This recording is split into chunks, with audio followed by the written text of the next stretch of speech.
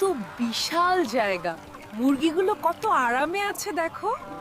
বিশ্বমানের কেএফসি চিকেনের যাত্রা শুরু হয় কঠোরভাবে। ডাক্তাররা কি সব মুরগি চেক করেন?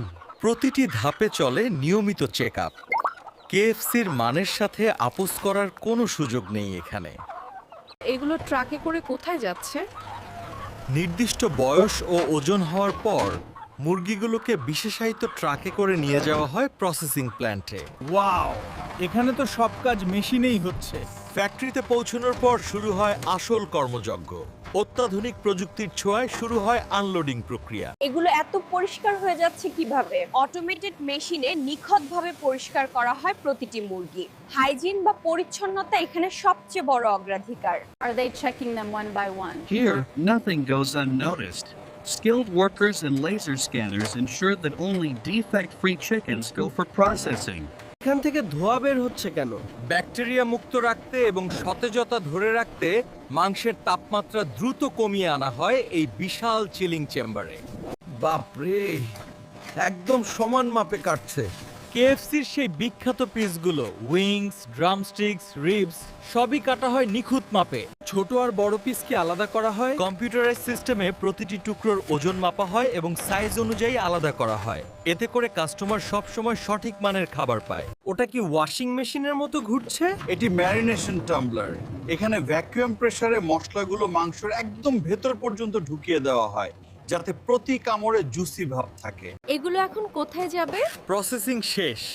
এখন এই ফ্রেশ চিকেনগুলো সঠিক তাপমাত্রায় সংরক্ষণ করে পাঠিয়ে দেওয়া হবে বিভিন্ন কেএফসি আউটলেটে। চলে এসেছি আমাদের প্রিয় কেএফসিতে। ফ্যাক্টরি থেকে সোজা রেস্তোরাঁয়। এখানেও মানা হয় কঠোর নিরাপত্তা। শেফরা এখন প্রস্তুত সেই জাদুকরী স্বাদ তৈরির জন্য।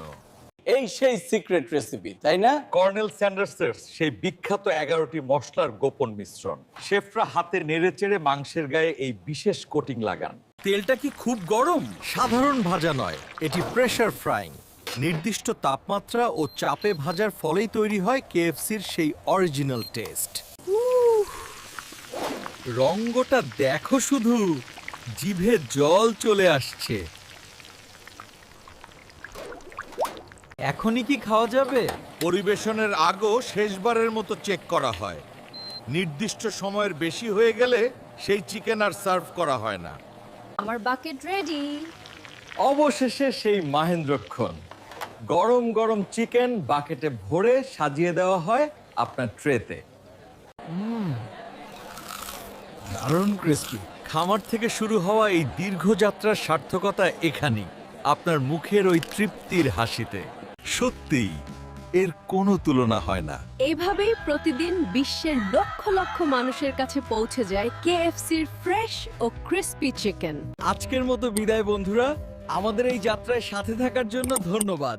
ভিডিওটি ভালো লাগলে লাইক দিন এবং সাবস্ক্রাইব করুন। দেখা হবে পরের ভিডিওতে।